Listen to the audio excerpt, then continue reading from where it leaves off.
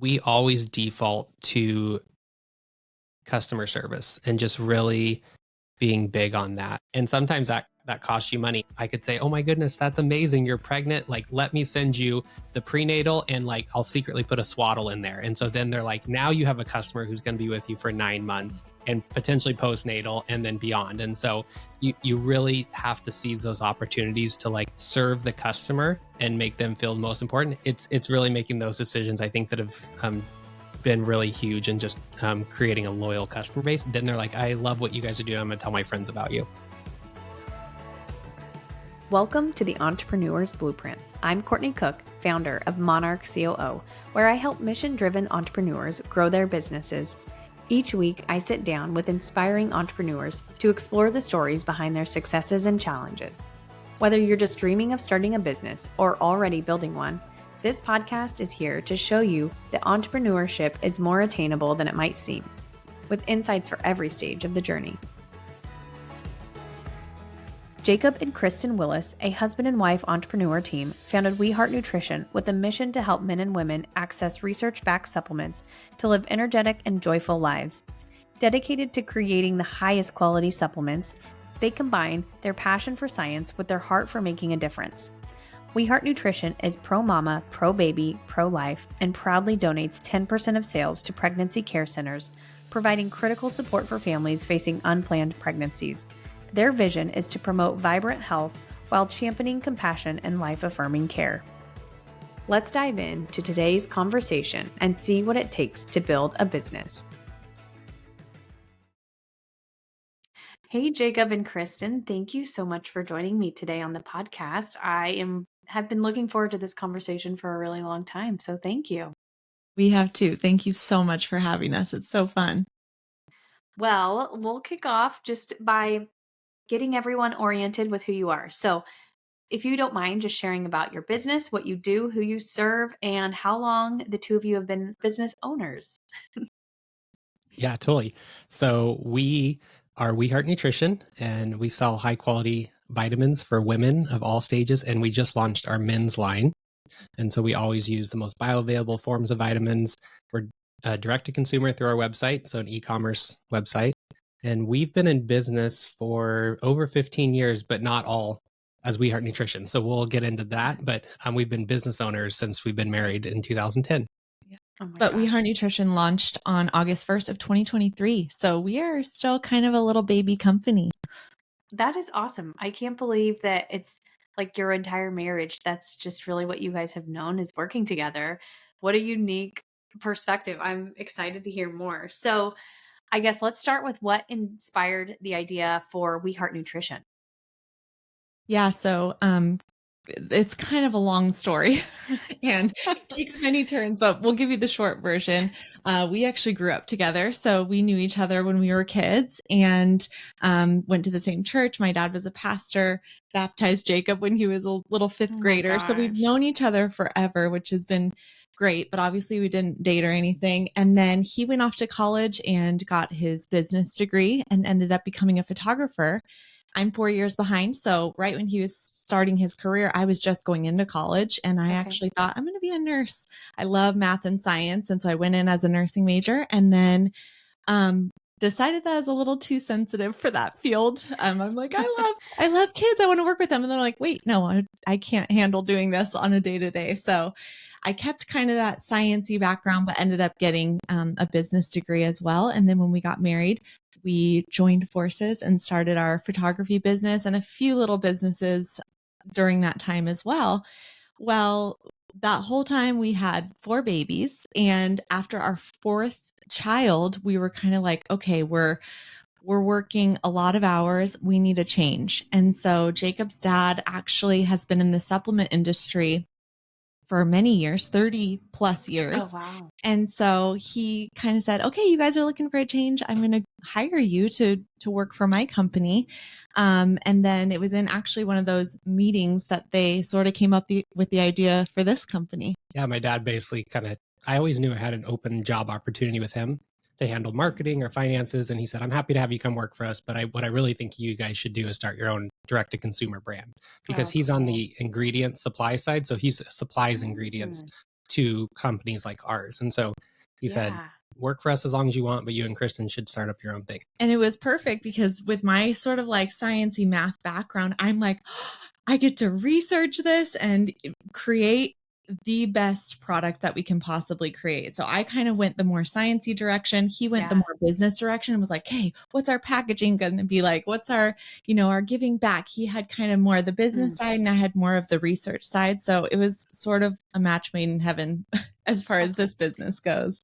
Yeah. So why did you guys kind of go into the women's health aspect first? What led you there? Well, that we had just had 4 babies. And Yep. so in our minds, the first thing on our minds was like a prenatal. So that's really where it all started, was wanting to create the perfect prenatal.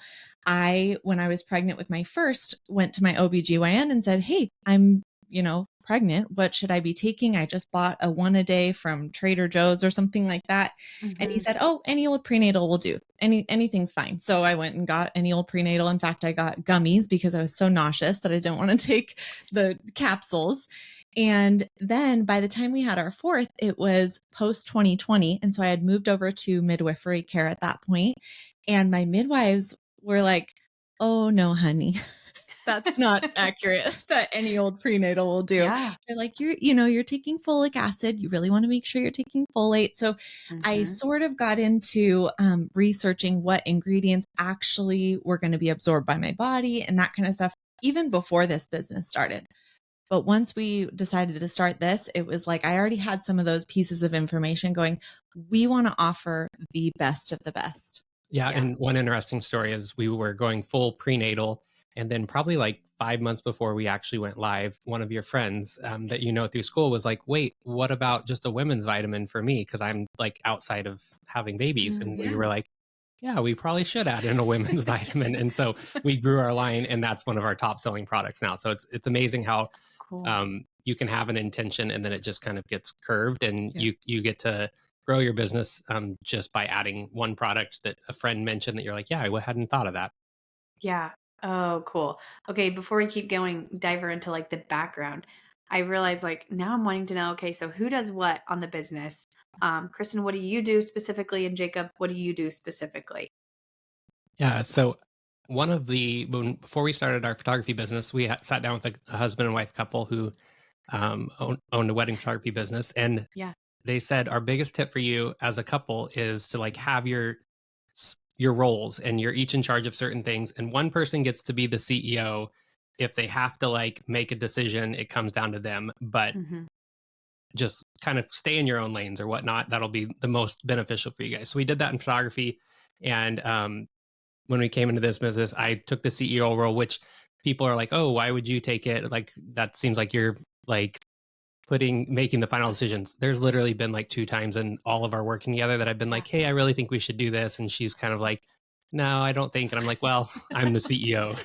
And so, Hold the CEO card. Yeah. yeah, because I just default to like, she has so much wisdom. And especially in this business, which Yeah. is the target market is Kristen. And Hmm. so I default to her knowing stuff. So as far as our roles, I handled kind of the logistical, the ordering of products, the customer service, the emailing, the finances, basically everything on the business side. And then Yep. Kristen, really, I would say she's like the chief marketing officer. Like, really, Yeah. I just let her go with marketing on Instagram or Mhm. thinking of kind of the email campaigns and that type of stuff, because I think she really has an amazing mind. And then any design stuff, like we have an outside designer, Yep. but she proofs it all, or she kind of comes up with the Yeah. ideas, because it's a huge asset to have your target market being like your partner in business. And that's Yeah. one other thing I would say is that because we already knew how to run a business, we Hmm. knew the areas that we were good in and that we Yeah. knew what we were doing and we knew the areas that we were going to need to outsource.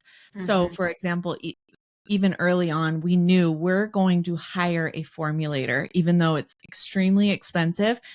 There are people who their entire job is to sit and read the most recent research.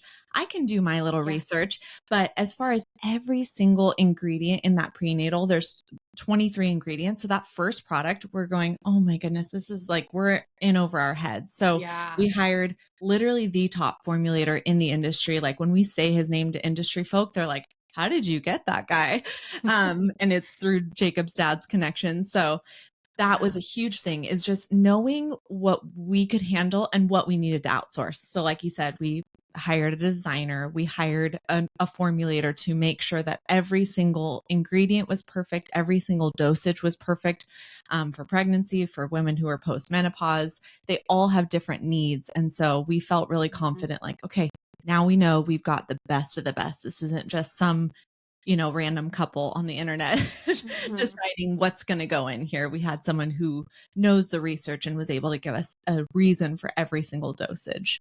Yeah. Oh, that is really neat that you were able to like find the best of the best. So if you have a formulator, you have your designer. So what were the other pieces to put into place when you first got this idea going off the ground? What was that process like of actually turning this what was a business idea to begin with into an actual running business? That was Jacob, like literally for a year Yeah. of doing all of the ingredient. You can go into what you did for that, but Yeah. So the idea came about in March of 22. And like Kristen said, we launched August of 23. And I Okay. remember telling people in June of 22, like, yeah, we'll probably be live by October. And it was literally almost a year a later. year later. And so it just, what you don't know, what you don't know. Yep. And so Yeah. it really started out with wanting to find the perfect packaging. I mean, we had the formulator, like I Hmm. said. So he basically tells you all the ingredients to use, where to source them, all that type of stuff. So that was taken care of in a bit. But a fun tidbit about that, just really quick, is that he basically, because he does this for people, they can hire him to formulate products. And Yeah. so he'll send over like a good, better, and best option, and with all the prices of like what you're going to pay for each ingredient and that kind of stuff. And Yeah. so for us, it was like immediately we told him, we want to make the best prenatal on the market. He's like, yeah, everybody says that. But then when they see the numbers, they don't want to do the Mm, best option. They'll go for the good option or interesting. even maybe Yeah. the better option. But nobody goes for the best option in every single column. And we were like, we're going to be the first ones. And so Yeah. that was a big thing. And it was like, okay, your margins are going to be a lot smaller to start Mhm. out, but if you think this is worth it, this is the best prenatal on the market. And so that was Wow. a fun thing to kind of get to do and be like, okay, we are literally picking in that column for whatever the most expensive option is. Yeah. That's basically what we're So going to do. sign us Yeah. up. And on packaging, we knew one of our visions was we didn't want it to have that clinical feel that most vitamins have, that you want to just stick it in your cabinet and not leave it out. We wanted it to feel like aesthetically like part of your home, that you would want to leave it out on the counter, and it has a beauty to it. And Mhm. so um, I probably spent like 20 hours just scouring the web looking Yeah. for like packaging that have Ideas. that Yeah. feel. And so Ordering samples and stuff like that. So step one was basically sourcing all of his ingredients from that best Mhm. option, then sourcing all of the packaging. And then it was like, we had to go meet with somebody to create boxes that could hold our bottles.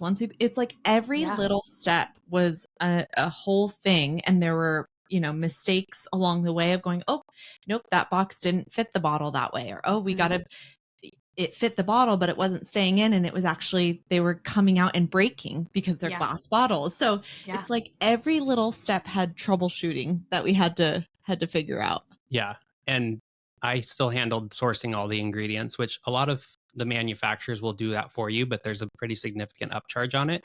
And so I wanted to be the one to do it, not Wow. only for cost savings, but it's been a really beneficial thing to help me get to know the people we're ordering from, to build those relationships. Mhm. But literally, I had to be like, I guess I need to make a PO template and like type Yes, up a I right. PO love all template this. and then be like, oh, they want me to apply for net 30 terms, or they're not going to give it to me until I do 3 orders. And so just learning the Yeah. ins and outs of that. And now I actually really enjoy the process. And it's become like I could order a new round of all of our ingredients for in about 2 hours now. And Yep. versus with a manufacturer, they charge you about a 50% additional charge on top of that, or on Mhm. top of the actual cost of the ingredients to handle them doing it. And so that's been a huge Wow. cost savings, and actually something I really love, because now I can tell you the ins and outs of all our ingredients. I know like specs by heart and all that type of stuff, where a lot of Mhm. the other brands out there might just say, oh, we let the manufacturer do it. Or there's like the white label thing where it's literally like the manufacturer just produces this whole batch of gummies. And then if you want them to slap your label on it, they put yours on it. Yeah. And if they want another company's. And so the fact that I was able to get kind of on that granular level has been hugely beneficial for Mhm. us. Yeah, that's really cool. Especially because, I mean, when I think about the supply chain of probably how the vast majority of supplement companies are running, they're blind probably to a lot of what's actually going on behind the scenes. Yeah. So I'm just like, oh, a little stunned. Like that's amazing that you do every little piece of that step when it, you could just say, yeah, go ahead and run, take it, do it for me, please. I don't want to touch it. That's That really, was kind of part of it though, is like, if you're just gonna do a white label, yeah. what's the point? Yep. If you're genuinely doing something, and maybe we'll get into this later, but that was something that we kept coming back to, is like, what's the heart behind what we're doing? Are we Mhm. doing this because we genuinely want to offer a really good product that we can stand behind? Or is it just to make a salary? If it's Yeah. just to make a salary, then yeah, go ahead and do the white label, and that's how you could make some money. You could do that. You could brand it a different way, but everybody else is doing that. And so if we're going to do this, and if we're going to do it with a heart that has a genuine desire to help people, we have to create our own product, because otherwise we're just offering something that's already out there. And there are some other good quality brands. And so that's where the second piece came in, which was, we want to, make a really good quality prenatal, but there's other good quality prenatal. So then how are we different? And that's where the second piece of having a mission behind what we do came in, where we give 10% of every purchase to a pro-life pregnancy center. That was a huge part going into our business of, if we're going to do this, we're going to make really quality ingredients, supplements, but we're also going to give back and have a purpose behind it.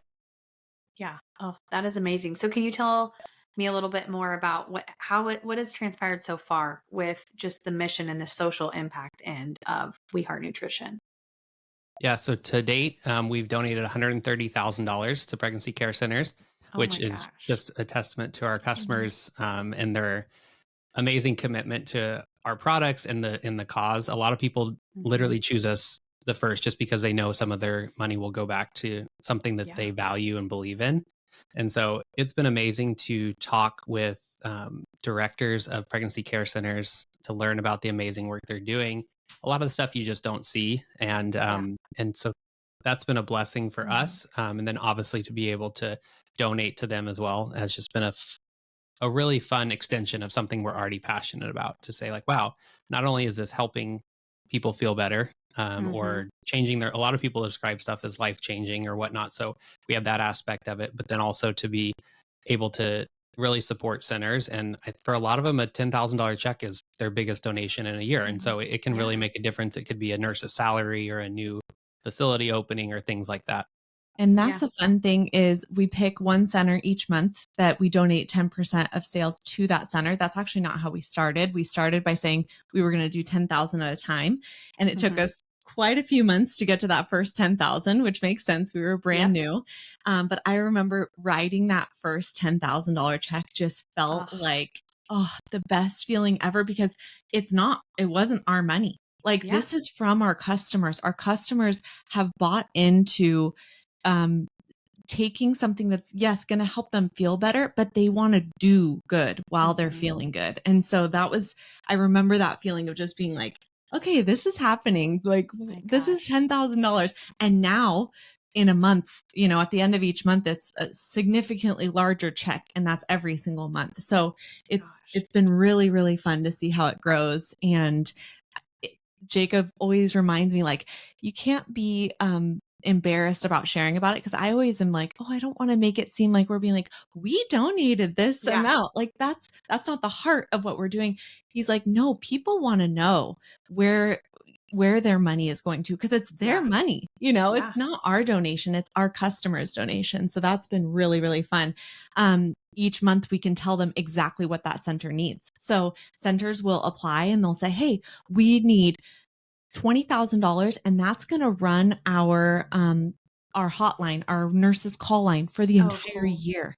So Oh our my customers get goodness. to Yeah. know, oh my goodness, we raised $23,000, we covered their nurse line for the whole year. Or another center that said, if we can't keep our mobile unit on the road basically unless we make $30,000 for this year. So they get to know Wow. the real tangible places that their money is going. And that's been really, really special. That gives me chills. Oh my goodness. That's really, really cool. I guess what do you hear from customers on that end? Like, how attached are they now to this cause? And what's it been like when you're talking? I mean, I guess it might be coming in via Instagram or via email, but what's that interaction like with your customers through that experience? Yeah, I'd say a lot of them will share in their reviews, like, love this company because of their quality and the fact that Hmm. they support the same values that I do. So we see that a lot. Cool. But one thing, like logistically, we're been brainstorming is how do we bring them in even more? And so Hmm. as we pick these centers each month, like getting them to get to know the center or know the need and where their money's going to. And so one small little tangible thing we're going to start doing is every box that ships in a month will have a card in it that talks about that center, how 10% is Awesome. going to it and what the needs are. And so they can open up their box and read about a center. And so we're really wanting to bring them in more Hmm. to become even more passionate about it and it not just be like, oh, kind of just a pie in the sky, like 10% went somewhere. And so Yeah. we're really trying to bring that like connection point for them. I love that. And they'll be able to see that impact. Whereas so many, I feel like it's so easy with any brand that's doing some sort of social impact effort that it feels like, I guess you just have to really trust that it's happening. You have no connection. Like it's just going here. That's it. So I really love that you guys have brought in such a personal touch to that and are taking credit for like, here's what you guys are doing as customers. Thank you. Yeah, trust is huge. We actually just kind of redid some of the wording on our website, and it is all about trust, Hmm. specifically in the supplement world, because, like you said earlier, you just don't really know what's going on behind the scenes. And so you want to buy something you're ingesting from Yeah. people that you trust. So that's a huge thing. But then the second thing is, do we trust that this money is going where they're saying that it's going and that it's doing the work that they're saying that it's doing? So I think people love that they're dealing with real people, a Yeah. family, a couple, and they love that we are super candid and open. And any question somebody has, I will answer it immediately as fully as I can answer it. Obviously, we can't give medical advice, but Hmm. other than that, when people ask, where did you source this from? Hey, what is the difference between this and this? Always happy to answer those questions. And then same thing with the pregnancy centers. We're calling out the exact center that it's going to, what they're using the money for, and I think people appreciate that. These days there's so much sort of like, I don't know, secrecy around things, or Yeah. people don't want to open up and give real answers to questions cuz maybe they're worried about liability or something, or Hmm. getting canceled or something like that, and we're Yeah. just like, again, what's the heart? The heart is to be as open as possible, as honest, give people what they want to hear, Hmm. as long as it's the truth. Yeah. And they're going to trust you, and they're going to see like, okay, these people are genuine. It's Yeah. made a huge, huge difference. That's awesome. So we'll switch gears here just a little bit. Um, what's been one of the most unexpected challenges in your journey with We Heart Nutrition, and how did you overcome it? Yeah, I've crossed a lot of bridges. Just I think manufacturing is not that we personally do the manufacturing, but there's obviously a manufacturer that we work with or a fulfillment center that we work with. And when timelines aren't met or expectations aren't met, it's just navigating those can be really Yeah. challenging, especially when it's you're dealing with a prenatal and your manufacturer didn't have a deadline and you're out of stock. Like it's that's a big deal. That's And so, brutal. Yeah. but also making sure I learn from that process and say, okay, I think my expectation was production would take 2 months. I need to Yeah. move that to 4, which means I need to start sourcing 6. Like that's kind of like the way I've handled it. And I would say I'm always shocked by the cost of marketing. I think when you're starting out a business, you're like, you just don't put that line item in there at what it's actually going to be. Yeah. Because the more I see media kits or like my eyes are just open to like, there's so much free content out there. And the reason it's free is because there is advertising space that's being sold, which is amazing. It gives a chance for an e-commerce business to find its platform and find its people. I'm not against it. It's just been shocking. I would have said it was like, oh, maybe 10% of our revenue will be Yeah. spent on marketing. And definitely in this startup phase, you could easily be 30% if you're spending it well. And if you're not doing good buys, you could run yourself out of business pretty quick. Yeah. Oh, I bet that is shocking. And I've heard similar, very similar numbers, so I'm not super surprised, but it is like, gosh, how do you model this out so that in the long haul, then we can kind of flip and now, we're really profitable, and how do we continue to be sustainable without having to have that big, percentage of money going to marketing? It can be Yeah. steep. I've always said I'm super thankful we didn't have like a $500,000 influx of cash when we started, because we would have blown it on you would be like, oh, I'm going to pay all Yeah. these influencers, and it like wouldn't have panned out. Hmm. And so it's been a blessing to grow slowly and to Yep. be able to trickle more and more money. And I think probably right now it's about 30% of our revenue is going into marketing, Yep. but we can see what's working. And that's one of the big things for Yeah. us is we want to make sure we can track it, whether that's a coupon code or whatnot. We can see what the ROAS is, how it's Hmm. doing, and then make decisions based on that. And so it's been a refining process. And I think we're feeling good about where we're headed, but we definitely are at a point where we need to re-up and get into more channels and reach more people as kind of our next growth phase, which just means more money. But if you Yep. watch that ROAS, I mean, and you know all your metrics, it can pay off in the long run. You just have to be able to like sustain it Yep. for that time until it pays off. Yeah, yeah, exactly. Yeah. That's going to be exciting for 2025 and beyond, of like, how do we continue to refine and make tweaks here and there with that spend and where it's going. And that's a fun bucket of work, in my opinion. Yeah, we love marketing. I think Mhm. when I was years ago in photography, I would say like I have no clue what I would do if I wasn't a photographer, but I think I would love to be like do marketing. And Yeah. honestly, so much of owning your own business is marketing, and it's been fun. I like check our dashboard and our metrics all the time and see what's working, and it's just and to A/B test stuff. We love that Hmm. side of it.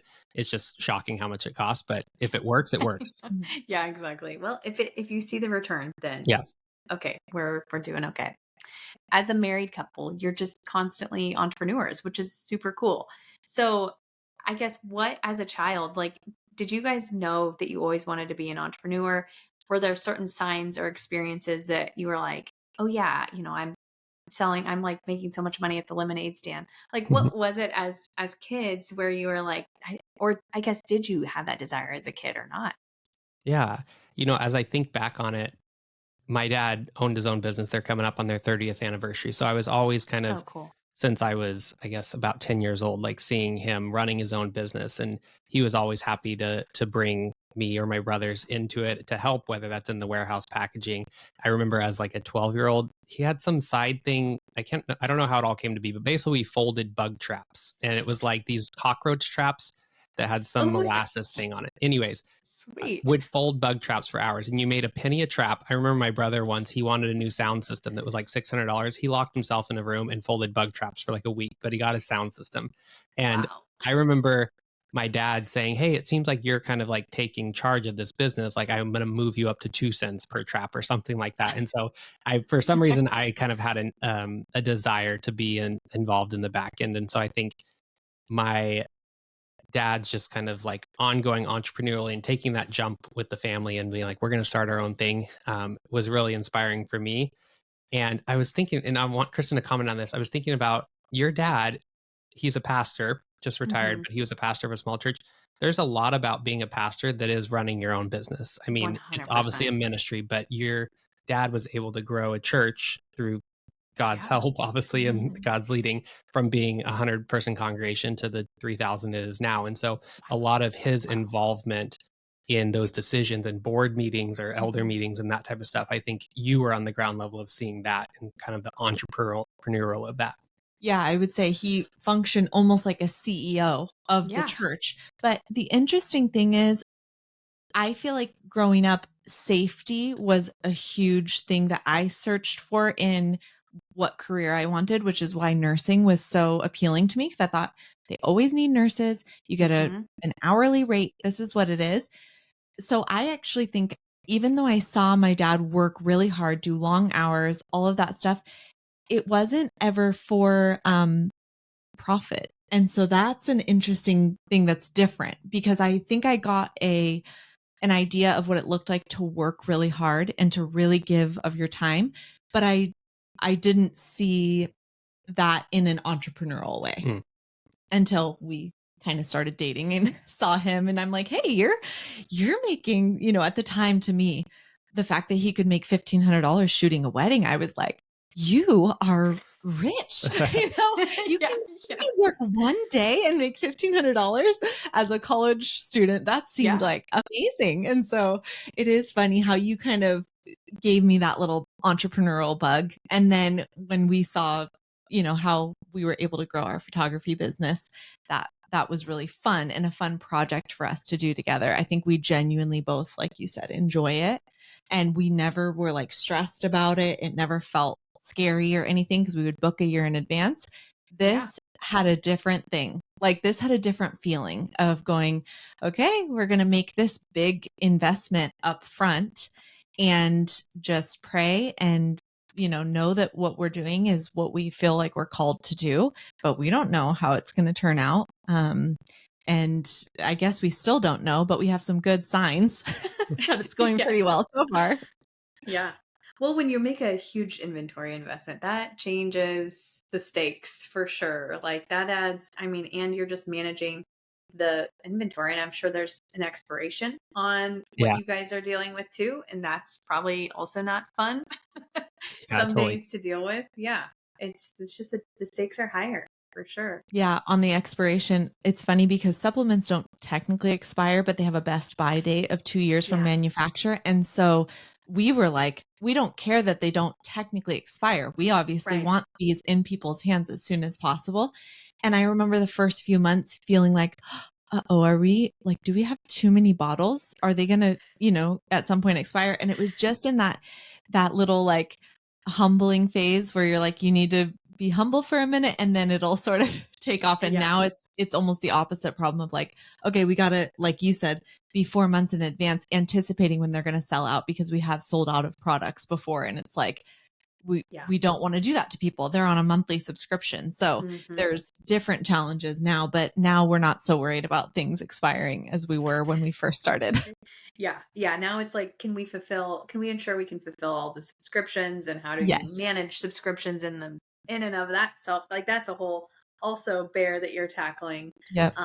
That's not, I think people probably also underestimate, like if I'm doing a subscription model, what this really looks like. That's also probably not easy. On your wedding, or did you guys do wedding photography? Did I understand that right? Okay, So cool. yeah, we So started in wedding photography and then we ended up expanding and having some different branches of that, but that's where we started. Yeah. okay, awesome. So, like, yeah, how did you even manage that when you started having kids? Oh, what a crazy schedule. Were you doing like families too to like not have a full Saturday gone, or what was that like? Yeah, that was part of kind of the transition. So we started having kids in 2014. We got married in 2010. So we were doing like 25 weddings a year before we had kids. Wow.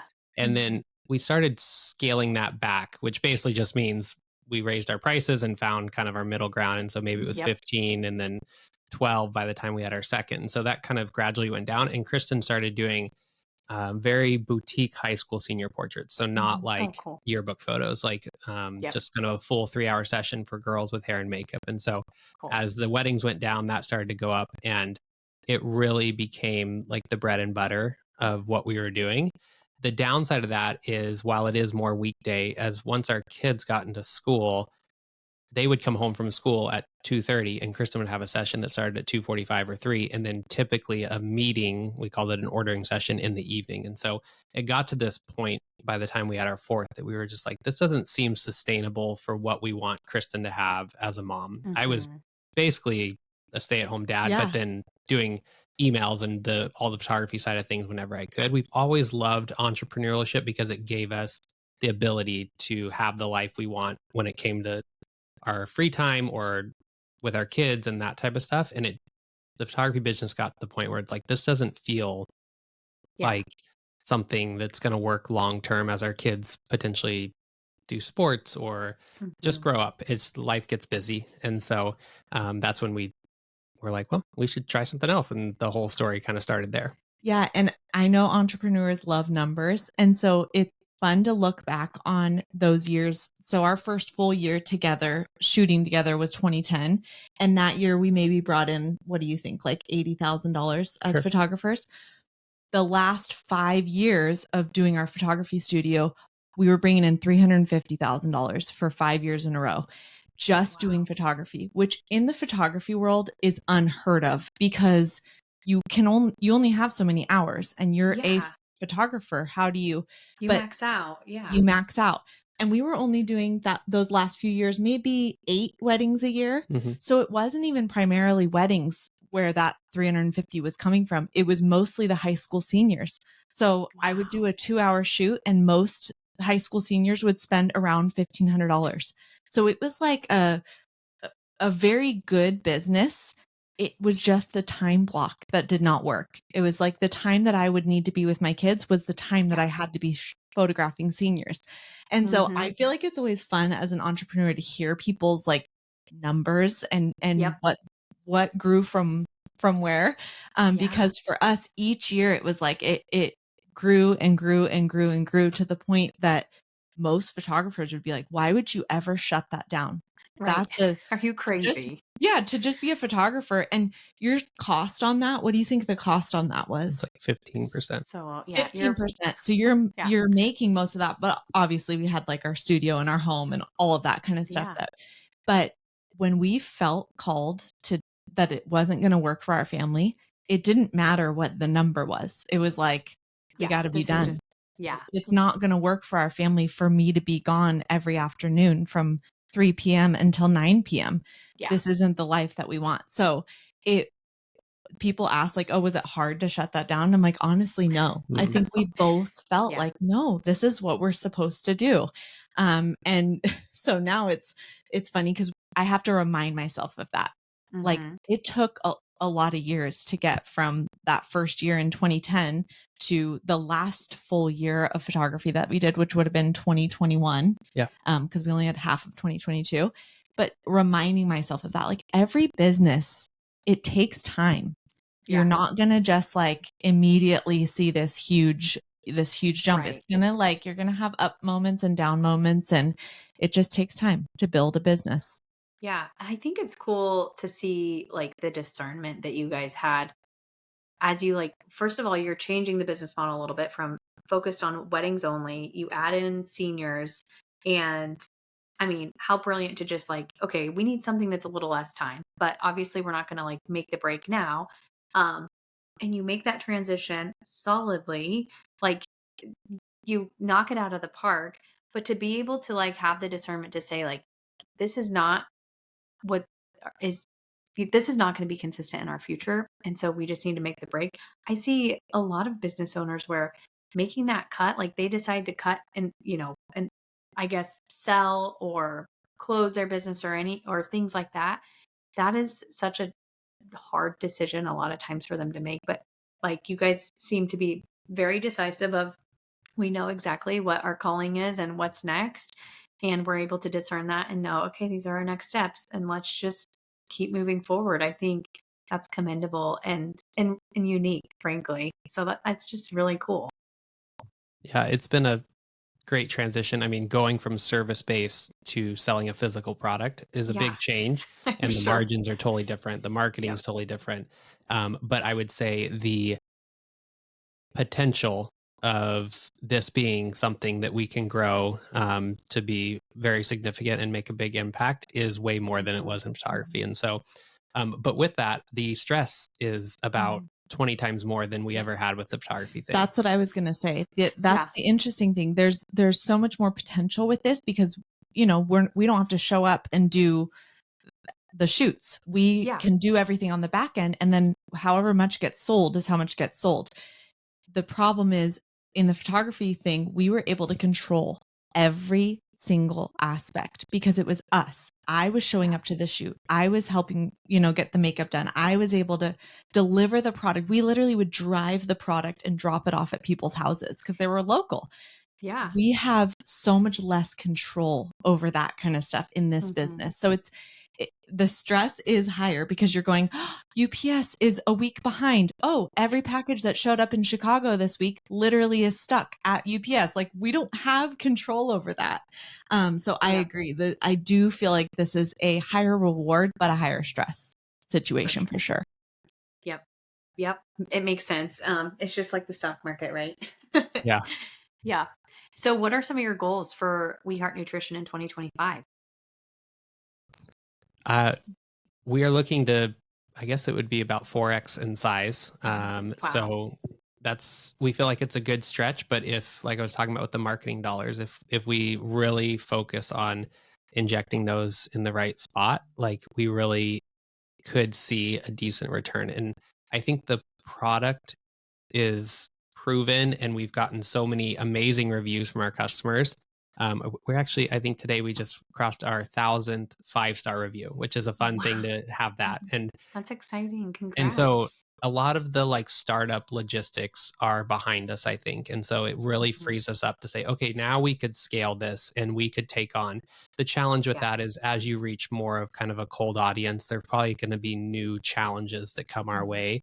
And maybe like we'll see like, oh, returns are up a tiny bit just because they're not bought into the mission or whatnot. And they were For like, sure. oh, I ended up not being consistent. I'll just return it because we have a very generous return policy. And so Mhm. I'm sure there are going to be new challenges ahead of us, but a lot of the like stuff that was the heavy stressors in 2024 are hopefully behind us, which will allow us to scale. And I'm sure there's going to be new things that like from a customer service standpoint or from a logistical standpoint that really challenge us, but I think we could scale it if done correctly. And we've just added on kind of a marketing agency that is values based, and they have a Oh, great history in the supplement industry. And so we've awesome. been with them for about 3 months now, and then getting email marketing and direct mail marketing, and kind of just really dialing in a bunch of channels that over time should have the return that will help us to grow. Awesome. That'll be really exciting to watch. So, what's one decision you made early on that has had a major impact on the success of We Heart Nutrition? I know mine. I think we always default to customer service and just really being big on that. And I think when you think about brands like Costco or even like REI, they're known for their return policy and just how they treat customers. And so we've Mhm. all had that return experience where you go to take something back and they make you feel bad about like wanting a return, or they say it's not happening, or they're like, oh, I'll make an exception this one time, but I'll never do it Yeah. again. And Yeah. so those type of things just as a customer leave you not feeling good. And so we've always defaulted to doing the right thing. And sometimes that costs you money, and it can be as simple as like someone saying, hey, I've got the women's multi and I just found out I'm pregnant, can I return it? It's half open. And you're like, well, would I rather say no, you've used half of it, just go buy a prenatal? Or I could say, oh my goodness, that's amazing, you're pregnant, like let me Yeah. send you the prenatal, and like I'll secretly put a swaddle in there. And so then they're Yeah. like, now you have a customer who's going to be with you for 9 For months life. and Yeah. potentially postnatal and then beyond. And so Yeah. you really have to seize those opportunities to like serve the customer and make them feel most important. And that cost me $18 to like Yep. make that transition versus like getting in some email battle about Mhm. that type of stuff. And so it's Yep. it's really making those decisions, I think, that have been really huge and just creating a loyal customer base. And even if they're leaving, they're like, hey, it didn't work out for me. You're like, great, I approve the return. Yep. Like, don't worry about it. Then they're like, I love what you guys are doing. I'm gonna tell my friends Yeah. about you. Yep. Exactly. Then it's still a positive word of mouth situation. Mhm. I would say another thing that you alluded to earlier was not taking on like an investor or getting a loan or anything Mhm. like that because it's tempting to think if we have more money, we can get this off the ground faster or Yeah. we can, pour it into marketing or whatever it is. I think that really, really helped us get through the learning phase without this huge stress on us, because it was like, we're still little, our mistakes that we've made are they're small mistakes. So Mhm. when we first sent out our first batch of products, we sent it only to friends. We basically told all of our friends, go on our website, order, here's a coupon code. And then when your product arrives, send us pictures. What does it look like? Did it show up? I would say maybe 30% of them had a broken bottle in those first few packages. I mean, we're Yeah, talking about it's a great 30 guess. packages Yeah, total. So yeah. 10 of them maybe had one of the 4 bottles was broken. And it was like, All really right. glad that we figured that out before we were sending them out to actual customers. Yeah. And so I think making the decision to stay within our means. I actually remember listening to a podcast when we were in the phase of starting up, and she said, I never took any money from anyone. Mm-hmm. I worked within my means. And then each time I made a little money, I put it back into the business, made a little money, put it back into a business. Like, we still don't take a salary from the company. And that's very Wow. intentional because Yeah. we have a very good situation that he also works for his dad's company. So that Mm-hmm. helps because we're able to support our family. But it's like, to make that conscious decision, not to sort of go, oh yay, okay, we made some money. Let's go Yeah. on a trip or whatever. It's like, no, Yeah. we gotta there's a season for everything. And right now Yeah. we're in the season of really pouring into the business, and any extra we have, it's got to go right back in Yeah. because we're in that growth phase. Yeah, we use Shopify, and I remember starting out there. Right when you log in, it says you're approved for a $6,000 loan, and Mm-hmm. so it's been fun to watch that number grow. And The then it's growth. like, oh, you're approved for a $400,000 loan. I've never looked into it, but I think the way their repayment goes is they take 30% of every sale until you're repaid, and so it's like Yikes. that can just totally cripple you as a business if you make $100 100%. sale, but you But only it's tempting. yeah. It's really Yeah. tempting early on to go, if I could just make it over this little Yeah. hump, Yep. You know but I think exactly that what helps. that dollar amount will buy you. So Yeah, like, yeah, it's like, oh, yep. and I think there's So smart. so many bad marketing spend opportunities that if you don't know where your tribe is, that you'll Mm-hmm. spend it, or you don't know how to convert them. Right when we started out, like we started in August and September, we did like a email blast through a company, and it was $7,500. And that day we sold like 2,000. So we're like, well, that didn't go anywhere. Thankfully, we've tracked the lifetime value of those customers, and we just reached a break even like last month. So it took like 14 months to break even on it. But when Yeah. you're a startup, like $7,500 on an email is a lot of money. Yep. But you do have to take those risks, to just kind of, if you know where your tribe is, to get in front Mm-hmm. of them. But don't just assume like, if the, If I spend money, people will spend money. this It's like, person that's not necessarily true. yeah, this Yep. person has 100,000 followers. I'm sure if they do a story post for me, like I'm gonna like get 1,000 orders. Like you'll be Right. lucky to get like 15 probably. That's the Yeah. other thing that I think we've learned is, especially with our product, people have to speak from a personal standpoint. They have to say, I take this product and I love this product. You Yeah. can't just throw money at an influencer and have them post a picture of it and hope that you're going to get something from that. Mm-hmm.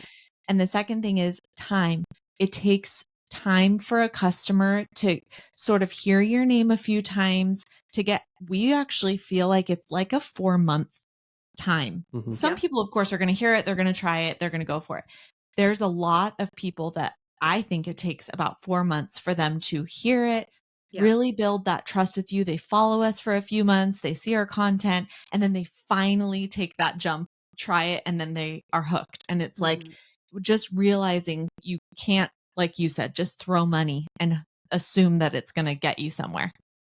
Yeah, you have like a product it requires a lot of trust from the customer to say, okay, I'm going to make this leap of faith. I'm taking this into my body. Hmm. And it's also kind of like, this is about not the like cutest example, but dog food. You don't just switch dog foods overnight, right? And convincing somebody like, no, you should make the switch because it's better for you takes time. So I'm not surprised that it feels like it's 4 months. It Mhm. makes a ton of sense. And backing up to just the financial aspect of like not taking other money or anything like that.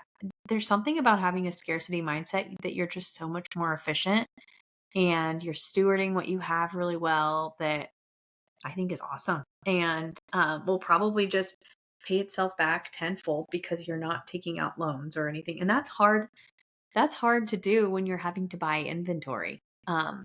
Especially as you grow your products subset, like that's your business is just fascinating. I think I could talk to you guys all day. Um, so I do want to end on a final question that I ask everyone. And that is, what's one thing you wish you knew when you started your entrepreneurial journey? And I guess that could mean, if you take the wedding photography business plus this, just in general, what do you wish you knew way back?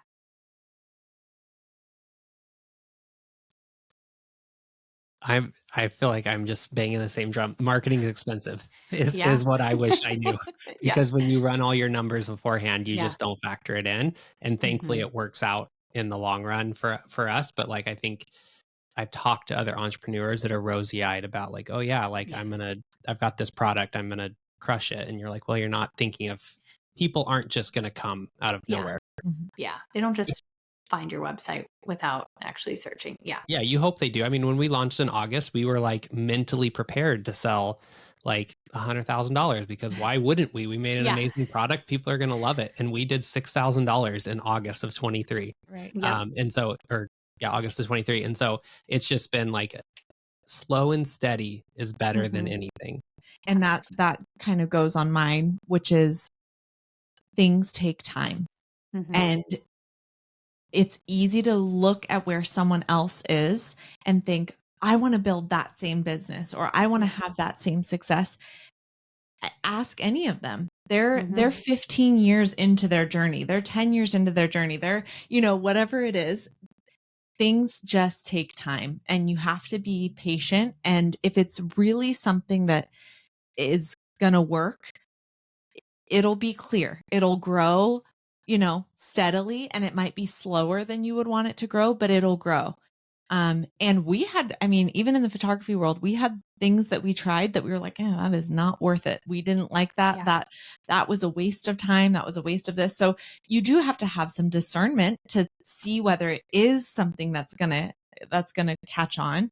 But I think just being patient and not despairing and thinking, oh, I didn't hit 100,000 my first Yeah. month. This is so not worth it. I'm over it, Yeah, Yeah. and don't get yourself in a position where you have to hit 100,000 in your first month. Like that's another key Yeah. thing. Like Great advice. Yeah. plan for the slow and be able to sustain that. And if your product really has traction, like you'll make it through. Hmm. And I feel like we're like Kristen said, we're not guaranteed to make it at this point, but we've hit some like milestones and feel like, okay, we could sustain what we're doing right now and keep Yep. replenishing inventory and growing and investing in marketing like all of 25. And so hopefully if we can just keep doing that and we're not like taking steps back, which is the beauty of the subscription model is that like you have like Hmm. kind of a baseline every month that's going to come in. And so it's really like nurturing those, keeping them on board, and then bringing new people in Into and that. converting them into lifetime customers. And so Mhm. it's just being able to weather those storms and not getting yourself in too deep. And it seems like that for us, that's been the key things. Yeah. Well, that's awesome. That's really great advice. So, where can people find you? How can they find and buy We Heart Nutrition? Yeah, we have a website, weheartnutrition.com, and we're on Instagram at weheartnutrition. And we also have a very fun email like group. And I feel like these days you assume everyone's on social media, but a lot of people aren't on social media. So just send us an Yep. email, hello@weheartnutrition.com, and we respond to every single email. We see every single email, and it's fun to be on our list. Yeah. Yeah, I loved your Christmas card, by the way. I can Oh, thank attest you. to that in the emails. So it was lovely. Thanks for sharing it. I think that's what people have loved about it is that it's like literally us. Yeah, We are it like is. emailing you. Like we woke up that Mhm. morning and we're like, hey, let's send an email to our friends. And it just happens to be a large group of friends. Yeah. Yes, you two are just wildly wildly generous, and I just feel like so pure, and I I just really have appreciated that about as I've kind of followed your journey, just behind the scenes watching. I just feel like you guys are so genuine, and it's a breath of fresh air. And I think what you're doing and what you're offering is really exciting. And I think people are also going to be really excited just listening to this podcast. So thank you guys so much for joining me today. I really, really appreciate it. Thanks so much, Courtney. Thank you. Thanks for tuning in to this episode of the Entrepreneur's Blueprint. I hope you found inspiration and insights to fuel your entrepreneurial journey.